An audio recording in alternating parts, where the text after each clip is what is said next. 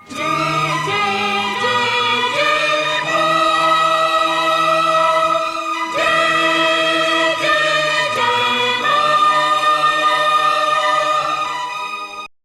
जीवन यात्रा को तुम निरंतर हर तरह के जो है शोक मोह से मुक्त हो जाओ, सारी ममता जो है अपने ध्यान साधना की ओर लगाओ। और वो ध्यान साधना कैसे करोगे? अपने आप भगवान का कीर्तन, भगवान का नाम जप, वो नाम जप की विधि कोई सुंदर पवित्र जगह में पहुंच जाओ।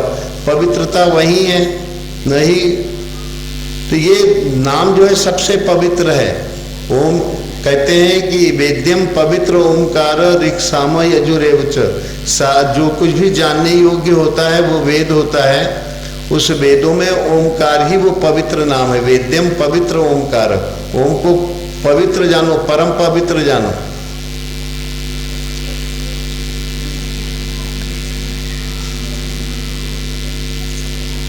तो कहते हैं कि उस पवित्र नाम को करते करते तुम पवित्र देश में पहुंच जाओगे। अपने गुरु स्वरूप जो पवित्र सुखदेव गुरु रूप में है, कहें तुम मेरे स्वरूप को पकड़ लो। एकदम स्पष्ट रूप में तो नहीं कहे, पर जब नाम दे रहे हैं तो देने वाला जो है वो गुरु ही, सदगुरु ही हो जाएगा। तो सुखदेव जो है सदगुरु के रूप में है। तो कहने लगी कि अभ्यसेन मनसा शुद्धम त्रिवद ब्रह्माक्षरम परम, 3 मात्राओं वाला जो परम शुद्ध ओम है, साधारण शुद्ध नहीं, परम शुद्ध, उसका अभ्यास निरंतर करते रहो। अभ्यसेन मनसा शुद्धम त्रिवद 3 मात्राओं वाला है, अ उ और म। ये 3 मात्राओं वाला कौन है? ओम। इसका अभ्यास कैसे करोगे? तो हम आपको एक सरल ढंग बता रहे हैं। सब लोग अ का जो है मानसिक रूप से न करके मुंह से करो, तो तुम लोगों को लगेगा पूरा ब्रह्मांड खींच के तुम्हारे शरीर रूपी पिंड में आ रहा है। गहरी श्वास ले लो और सब लोगों को कहना है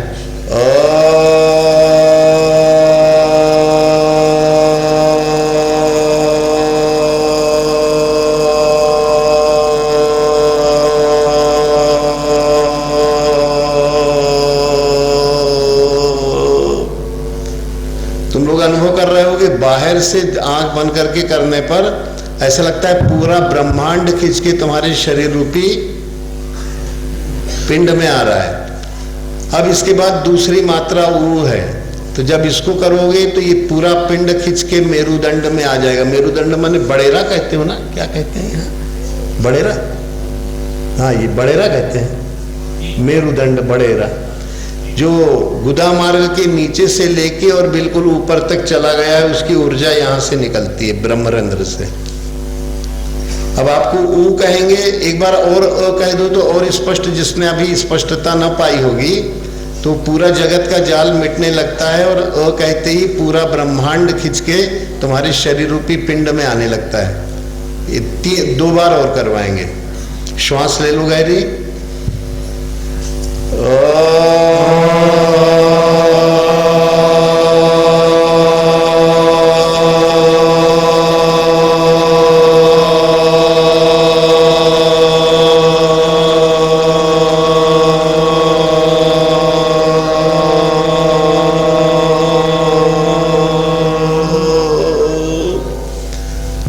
तुम लोग अनुभव कर रहे होगे, जो भी थोड़ा अंतर्मुखी है, कि पूरा ब्रह्मांड नीचे से, ऊपर से, अगल से, बगल से, आगे से, पीछे से, चारों तरफ से खींच के और शरीर रूपी पिंड में प्रवेश, प्रकाशमय होके प्रवेश कर रहा है।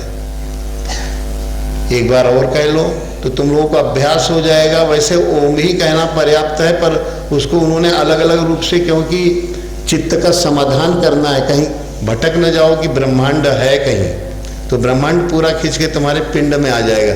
यद पिंडे तद ब्रह्मांड, जो पिंड में है वही ब्रह्मांड में है। ब्रह्मांड पिंड से अलग कोई सत्ता नहीं है। तो एक बार और गहरी श्वास लो।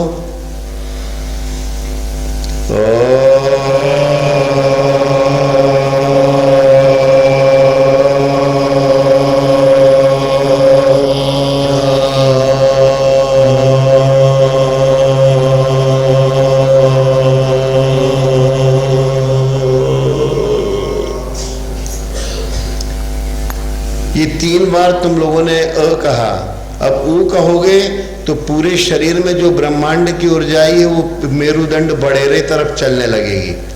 अब सब लोगों को सीधे बैठ के और ऊ का जो है, अब इसको तो मन से करना चाहिए, पर तुम लोगों को मन से न बनेगा तो ऊ वैखरी वाणी से कहो, लाभ वही मिलेगा। गहरी श्वास ले लो।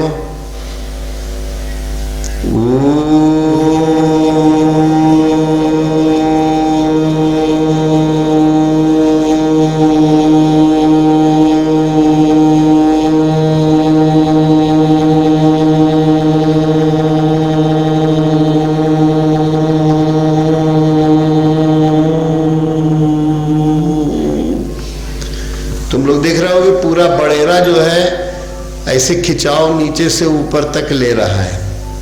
फिर से 2 बार कहना है।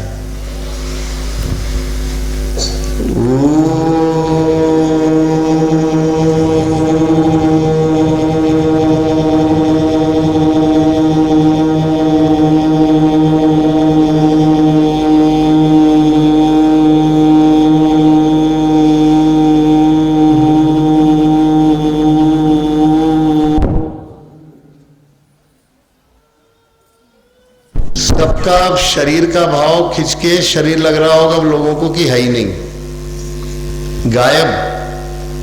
फिर एक बार ओम कहना, ऊ कहना है। श्वास ले लो गहरी।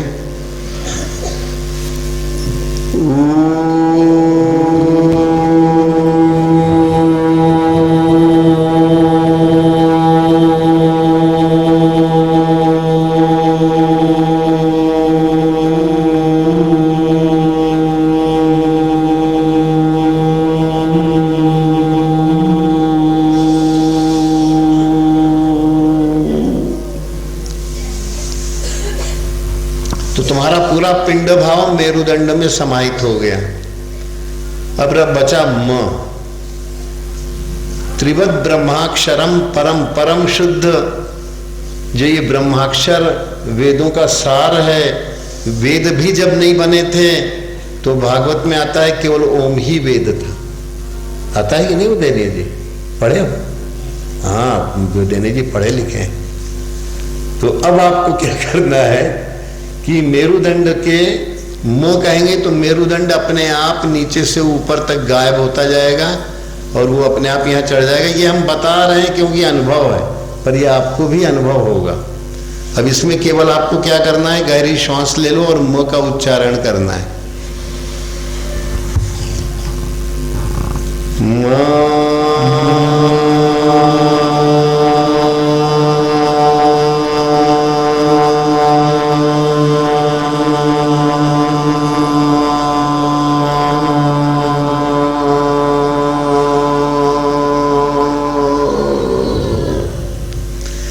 इसमें आप लोग देख रहे होंगे जो थोड़ा ग्राही होंगे कि मेरुदंड का जो नीचे का हिस्सा है वो खिसा ऊपर ऊपर उठते उठते उठते उठते यहाँ ब्रह्मरंध्र में आ जाता है। ब्रह्मरंध्र से ऊपर निकलने लगता है। शरीर बिल्कुल शून्य हो जाता है। न संसार बचा, न शरीर बचा, न मेरुदंड बचा। अब फिर से जो है 2 बार म कहना है।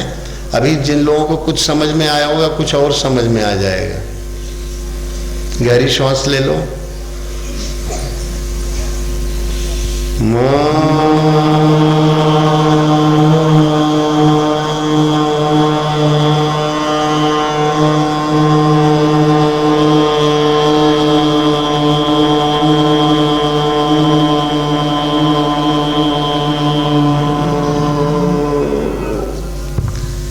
तो ये जो बड़ेरा है ये भी पूरा विलय को प्राप्त होने लगता है। और ये ऊपर ब्रह्मरंध्र ब्रह्म तत्व यहीं से प्रवेश हुआ और यहीं से जो है वो बाहर आने लगता है। एक बार और करेंगे। जो अनुरागी होंगे, जिनके अंदर थोड़ा भी होगा, उनको ये सब अनुभव होता रहेगा। गहरी श्वास लो। मा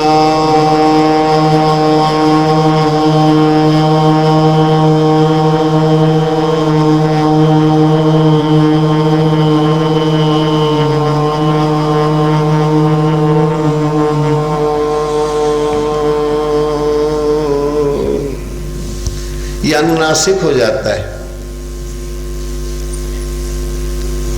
अब जिन लोगों ने भी किया है श्रद्धा पूर्वक ग्राही भाव से, उनको शरीर और संसार की कोई सुध लग रहा है। बबलू कुछ गायब, ये एक बबलू भाई जी क्या है? अच्छा अच्छा अच्छा, तो ये गायब होने लगता है, ये पूरा गायब। साधना इतनी शुद्ध परम शुद्ध इसीलिए कहा कि गायब हो रहा है सब कुछ, विगलित हो रहा है सब कुछ।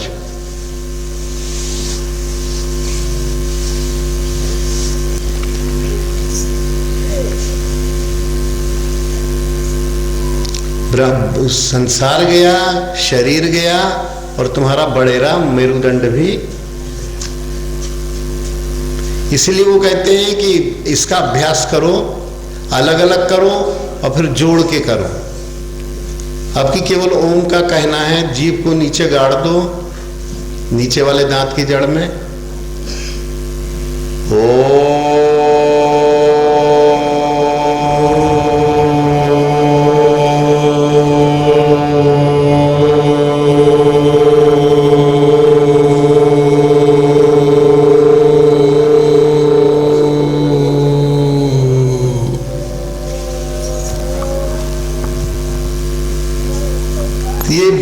शब्द जो है ये बाकी शब्दों से अलग है, क्योंकि जीभ गाड़ देने पर केवल ओम ही शब्द निकलता है और सारे शब्द गायब हो जाते हैं।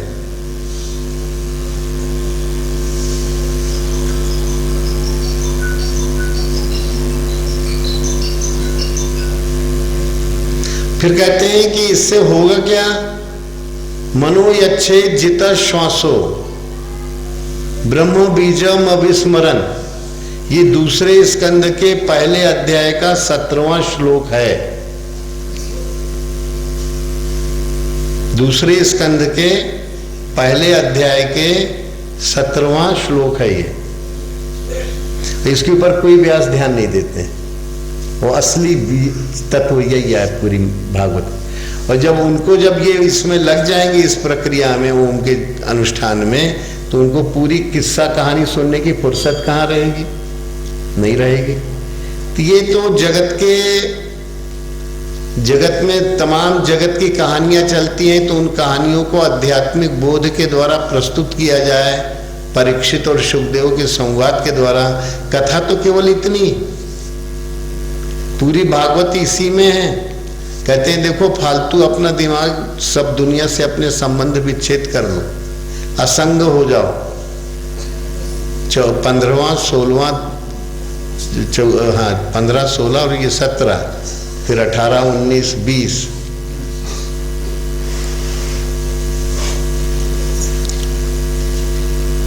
तो कहते हैं कि मना अच्छे जित श्वास, अगर ऐसा अभ्यास करोगे तो परिणाम क्या होगा? अपने मन और प्राणों को, श्वास को जीत लोगे। माने श्वास में ओम ही ओम, मन में ओम ही ओम की ध्वनि गुंजारित रहेगी। इतना स्मरण करो, इतना अभ्यास करो, इतना अभ्यास करो। ब्रह्म पहले 3 मात्राओं के रूप में करो, उम के रूप में, जैसे अभी तुम लोगों ने किया। और जरूरी नहीं कि इसको बाहर से ही चिल्लाओ, मन ही मन जो लोग कर सके, गुणी ग्राही साधक, तो वो और उत्तम है। कोई आडंबर नहीं होगा कि हम कौन सी साधना कर रहे हैं। बगल वाला जान ही नहीं पाएगा कि तुम कौन सा नाम जप रहे हो। पर हाँ, सामूहिक रूप से अगर करना हो, घर परिवार के साथ एक साथ करना हो, तो कर सकते हो। वाणी के द्वारा जीभ लगा के करो और अच्छा है। तो इसमें वो कहते हैं इतना अभ्यास करो, ये 3 मात्राओं वाले परम शुद्ध अक्षर का, परम शुद्ध कहा, परम पवित्र कहा। इससे पवित्र कुछ है ही नहीं भागवत में। अगर कुछ है तो ये परम पवित्र शुद्ध जो है वो शुद्ध करता है। तुम्हारा अंतःकरण, तुम्हारी बुद्धि बिल्कुल शुद्ध, असंग, निर्लेप होने लगेगी। इसका अगर क्या करोगे? अनुष्ठान करोगे। पहले मात्राओं का अलग अलग कर लो ओम का जाप करने के पहले, और फिर पूरा सम्यक रूप से ओम का अभ्यास करो। जब तक तुम्हारा मन निश्चल न हो जाए तब तक जो है अलग अलग मात्राओं के रूप में करो। तो मन यच्छेद जित श्वासो ब्रह्म बीज म विस्मरण, ये अविस्मरणीय निरंतरता में आ जाए ये ओम का जाप। तो ये ब्रह्म बीज क्यों कहा गया? क्योंकि पूरा प्रथम ओम ते शब्द रचा है तासे आकाश कहाया। ये ओम शब्द जो है सबसे पहले परमात्मा तदेक्षत बहुश्याम प्रजत, तो पहले ओम ही नाम निकला है और कुछ निकला नहीं। उसने इच्छा की कि मैं बहुत रूप में हो जाऊं, तो उनको ओम कहना पड़ा। वो ओम की ही ध्वनि निकली प्रथम भगवान के मुख से, या स्वयं पद्मनाभस्य, उनके मुख पद्मात विनिसृत, या स्वयं पद्मनाभस्य।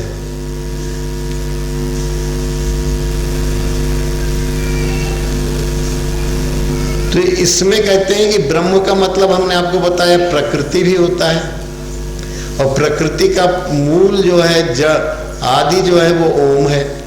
ऐसे ब्रह्मा भी जो है बगैर पुष्कर द्वीप जो उनका कहलाता है, सबसे बाहर के हिस्से में भागवत कथा के अनुसार बनता है उनके भूगोल से, तो उस पुष्कर द्वीप में केवल ओम की ध्वनि चलती है।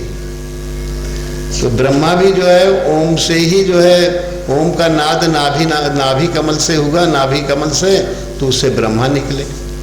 जब विराट पुरुष के द्वारा बहुत होने की इच्छा हुई तो उसके द्वारा ओम शब्द का अपने आप अंदर से नाद उच्चारित हुआ, जिससे नाभि कमल जो है, नाभि कमल से बुद्धि ब्रह्मा, असंग निर्लेप बुद्धि ब्रह्मा प्रकट हुई।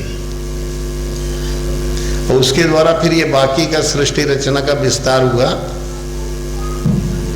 जितने देवता हुए वो विराट पुरुष के शरीर से हुए, अंग प्रत्यंगों से, और ब्रह्मा के शरीर से ऋषि मुनि हुए। हाँ, अच्छा अच्छा, हाँ।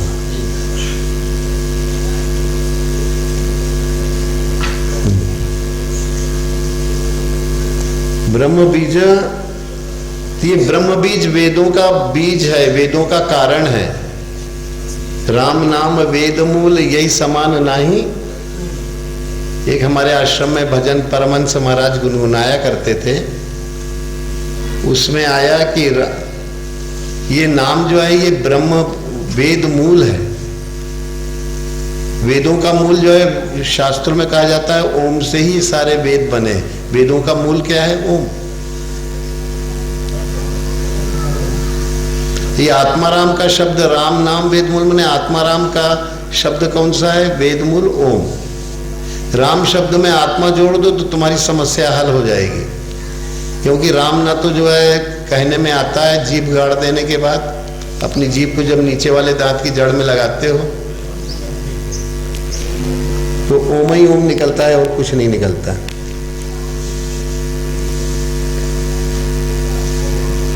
पहले इधर पहना दे, उनको पहना दिया। अच्छा अच्छा अच्छा, हो गया।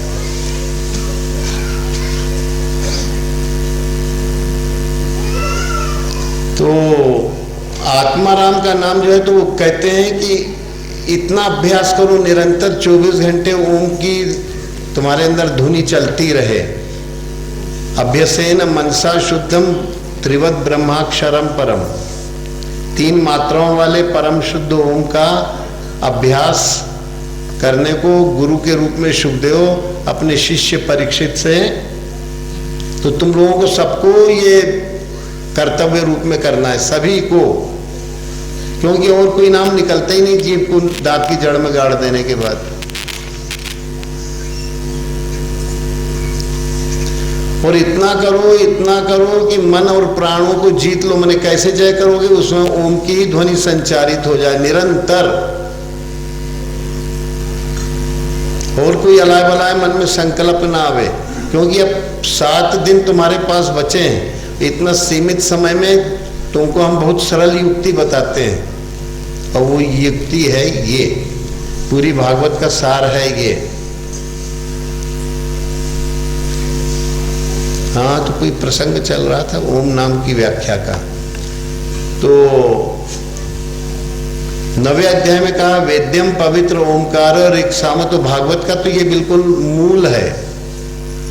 भागवत इसी के ऊपर यही कथा सुनाए उनको कि तुम ओम का जाप करो, मन प्राण को जीत लोगे और ब्रह्म बीज तुम्हारे लिए अविस्मरणीय माने निरंतरता में आ जाएगा। ब्रह्म बीजम अविस्मरण। ब्रह्म बीज ओम जो है प्रकृति का मूल कह लो, चाहे वेदों का मूल कह लो, चाहे ब्रह्मा का मूल कह लो। ब्रह्मा जो है वो ओम शब्द ही से उसकी उत्पत्ति हुई है।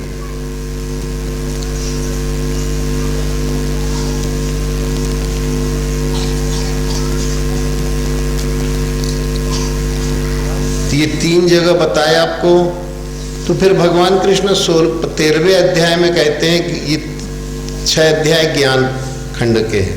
6 परसों का है, 6 कल का है, 7वां 8वां 9वां 10वां 11वां 12वां। और 12वें में आपको एक बात बताए थे कि अगर किसी से कुछ नहीं बनता है तो भगवान को पाने की इच्छा ही करो। इच्छा करने से तुम्हारा ज्ञान समृद्ध होगा।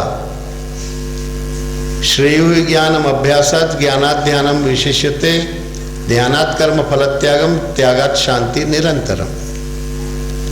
लगातार जो शांति है वो ओम नाम। तो कहते हैं कि पहले तुम अपने अंदर अभ्यास करो। अभ्यास के लिए ओम नाम है। ओम के अर्थभूत अपने गुरु स्वरूप का चिंतन है। तो अभ्यास से श्रेष्ठ अभ्यास नाम जप करते करते विवेक जागृत हो जाएगा। मैं शरीर नहीं हूं, मैं आत्मा हूं। वो आत्मस्वरूप गुरु सत्ता का ध्यान करते करते करते करते करते वो समस्त चित्त की वृत्तियों से मुक्त होने लगेगा। त्याग हो जाएगा सारी चित्त वृत्तियों का। केवल एक ही दृष्टा भाव बचेगा। तदा दृष्टुम स्वरूपे अवस्थानम।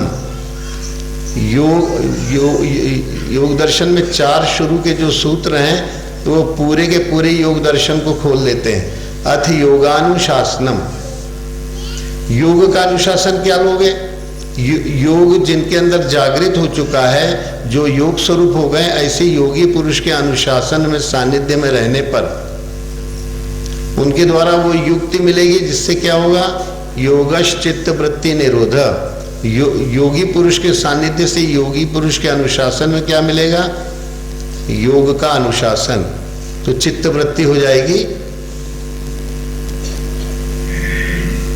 योगश। योग से होगा क्या? योगी पुरुष से मिल तो गई योग। योग माने उनसे जुड़ने की युक्ति। योग मतलब जोड़ने की युक्ति।